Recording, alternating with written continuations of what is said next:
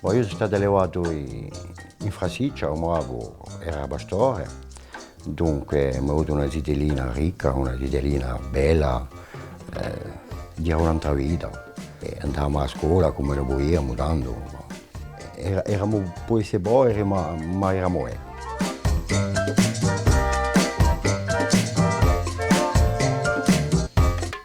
Io penso che le più belle annate sono quelle di gioventù, qua. Dunque tutto ognuno dicerà che la sua gioventù era più bella che quella da ora.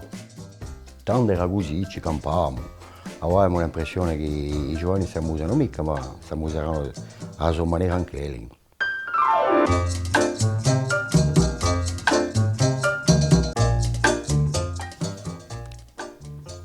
O più grande regretto di vita la società che se n'è andata appena per il gioco, qua, tanto c'era più sincerità, c'era sicuramente più amicizia. Tanto una spartiera era un ripasto, era una serata, era una veglia, non c'erano mica televisione, era una veglia e dunque la gente si conoscevano, erano più stretti che ora.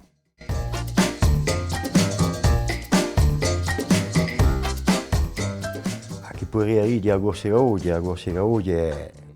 è tutto interesse, tutto è solo e così.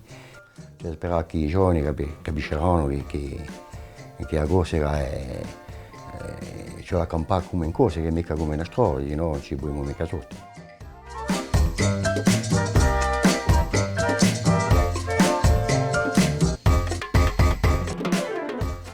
Era meglio prima perché invecchiamo, allora dimmo prima, ma questa è come la pubblicità francese.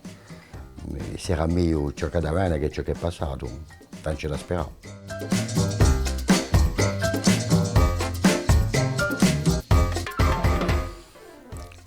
Beh, che li siano attenti e tenere la Corsica la sua bellezza e la sua ricchezza come la è. E la nostra mentalità, cioè che la sia corsa e mica strumento.